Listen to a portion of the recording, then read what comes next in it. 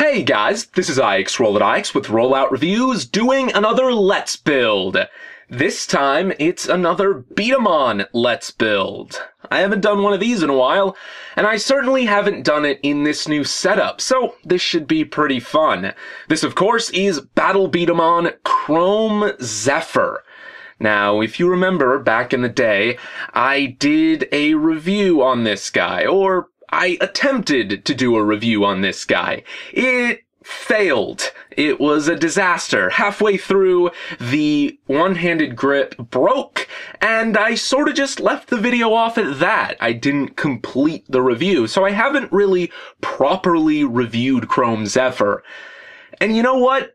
I'm hard-pressed to sort of leave it that way, because in some way, I feel like that original video perfectly captures how I feel about this B-Daman, but on the other hand, I do sort of want to give it a proper review, if not just as sort of a guinea pig to apply my newer reviewing style, the more formal and written style, over to B-Daman reviews. Chrome Zephyr might be a good starting point for experimenting with that, but I don't know. We'll see. Today, we are just building the guy, and let's focus on that. Yes, Chrome Zephyr is pretty much one of the main B-Daman in the first bout of Battle B-Daman. You know, one of the main characters owns this guy, so it's pretty important. It's sort of the rival of Cobalt Blade in a way, and it is a control type. I always think it's interesting that Battle B-Daman sort of split up what we know as control type today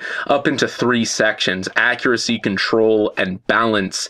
And what exactly control is a little bit undefined. I guess it's movement.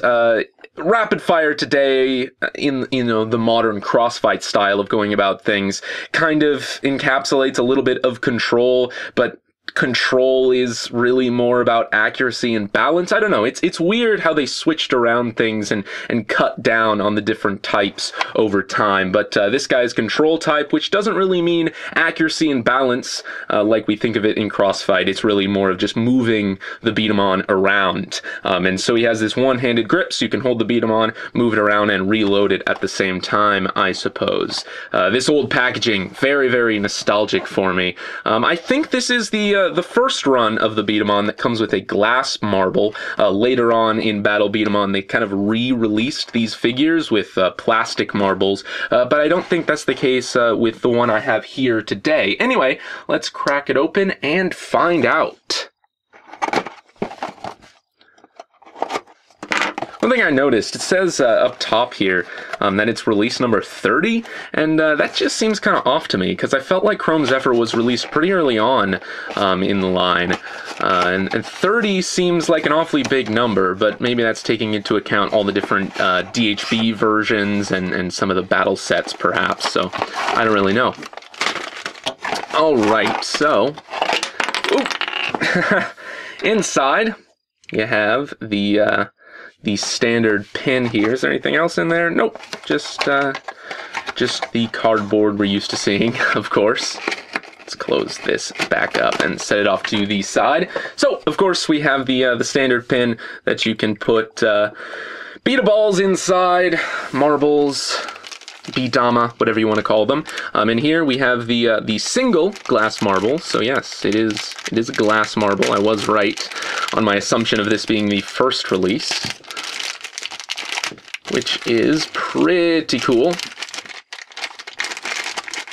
So let's just see if we can manage to open this up here. Yep, there you go. Nice deep blue glass marble here. So let's set that over there so we don't lose it. Inside here we have the hold parts and the trigger, along with the spring, which is just kind of sitting in here, which is interesting that it's not in a separate bag or something. But yep, there you go. There is that. Let's be careful not to lose that as well. Here is the sticker sheet. Lots and lots of red. Yeah, I don't plan on applying these, but I do wonder if the adhesive on these stickers is any good after all these years. It could very well be. They don't seem to be like falling off of the sheet like some of the other Beat-em-on that I've had in the past, like the Japanese Excellion and Dragogale. Those had like the stickers just falling off the sheet right out of the box. So not nearly as bad as that. So who knows if those held up or not. I'm not really going to find out myself because I don't apply stickers here. But yep, here are the instructions. Very, very simple. I forgot how straightforward these US instructions for these Beat-em-on were. That's kind of funny. It has all the like the direct stats here, which doesn't seem, I don't know, maybe that's accurate. I don't have a scale or anything, or a precise measuring tool. One-hand booster helps control your one-handed shot. You don't say. Perfect. One-handed shot. Extended trigger for ease of rapid firing. Okay. Chrome visor and the twin fin sight. IBA blaster ready for battle. And then you put the armor on there. Anything on the back here? Yep, you have kind of a similar thing going on for Night Cavalry, Helio Breaker, and Proto 1. That is a Beat-em-on that I never got, and again, don't really plan on getting, just because, I don't know, he's kind of boring. I always thought he was kind of boring, and on top of that, he didn't really have any importance in the show, so I don't think a main character actually owned Proto 1, except for that one kid, I don't remember his name, who Yamato like helped in a city, and then he got beaten by Lightning Khan, I think. But it wasn't even properly colored, or at least the toy wasn't colored the same way that that it was in the show, so that was kind of disappointing. And I suppose that's the reason that I was never interested in the US release of Proto 1. Anyway, let's open up these bags here and take a look at the runners. I do plan on cutting the video here, doing a jump cut, where I cut all of these pieces out of the runners here, of the plates, and then I'll come back once they're all laid out in front of me, and so that way the building process will be a lot easier than it has been for these Beat-em-on Let's Builds in the past. But I just want to get everything out here and ramble on a bit before I get to that point. And here are all of the armor plates. So let's go over there, everything one by one, without the stickers. This is a very, very darkly colored Beat-em-on. Here you go. There are the foot armor pieces. Here is that one-handed grip that broke so easily on my original. There is the trigger piece there. Here you have the pieces for the helmet. It almost looks like something was meant to go here. But yeah, I don't know, maybe not. That's kind of interesting. The front piece of the visor, the shoulder armor. The little rubber bits on the sides of the head, the little fins there. Yeah, this is kind of a rubbery thing. And then all of the pieces for the IBA body in black and yellow. So, like I said, at this point I am going to do a cut, get all of these little bits and bobs taken out of the runners, and then when we come back, all of these pieces will hopefully be laid out in front of you here, and we will actually start the building process. Now that I think about it, I feel like Enju's original Beat-em-on before Lightning Khan was a purple Proto 1. But that doesn't really add anything to the argument, because my initial issue in the first place was that no main character used a Proto 1 in the colors of the Hasbro version, in red and white.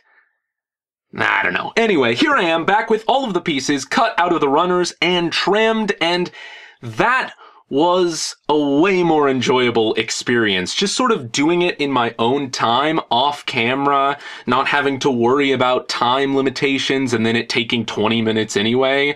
Just kind of listening to music, cutting the pieces out in my own time, at my own leisure. And yeah, it was kind of therapeutic. It was kind of nice, just in silence rather than having to talk to nobody through a camera. Anyway, here I am. Let's put together Chrome Zephyr. So, starting with the IBO body here, sometimes the tolerances are a little bit weird. Sometimes these things go together really easily. Sometimes they go together very loosely, like that. Other times they're just really, really tight. Kind of like that, actually. All right, there we go. Same thing goes for the limbs, too. Sometimes they go on really loosely. Other times, they're just right. Sometimes they're super tight. Ooh. Oh, that is really tight. Like, really, really snug. I guess that's a good thing, but boy, that is an ugly sound. It's not a healthy, plasticky sound. Ah, same for the arms. Ah, I don't like that. I guess it's better than it being extremely loose. And maybe it'll loosen over time. I guess I do prefer that. I guess I do prefer it to be tight at the start and then loosen over time, than super loose and never be tight. So, snap in the hold parts, just like that, and then put in the trigger here. Now there's text on this, and I kind of like having it upright. See, does it matter? Yeah, I guess it does. Oh, that's interesting. It says 2004 Hasbro on this side, and then on the other side it has the original Takara 03. So I guess the mold did slightly change when they Americanized it, but I mean, it's the same B-Daman, they just kind of put that 2004 Hasbro stamp on it. I don't know, that's weird. Anyway, so here is the IBO body there. Very nice. Now let's suit it up with the Chrome Zephyr armor. Now I think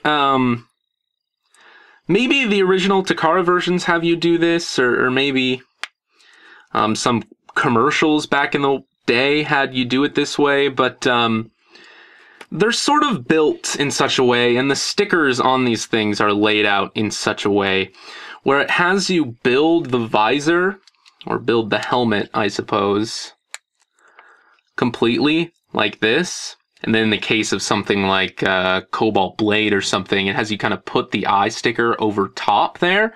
And you would think you'd pull this off and then reattach it onto the head, and that's how I do things. But I realize, like, if you do have a sticker over the front here, you're not meant to do that, and it kind of has you just take this and snap it on over the front here. But that seems a little bit dangerous in a way to me. I feel like these little pegs are at risk of snapping if you do it.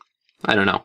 I don't apply stickers, so it's not like it's an issue for me anyway, but yeah, I kind of prefer to pull apart the helmet piece and then reassemble it over the top of the IBO body instead of just snapping it over in one piece. But yeah, there you go. There is that, and then it has this little piece that slides on here to seal it up. Ta-da! And then the shoulder parts here, do they... I think they just slide on like this. Yeah.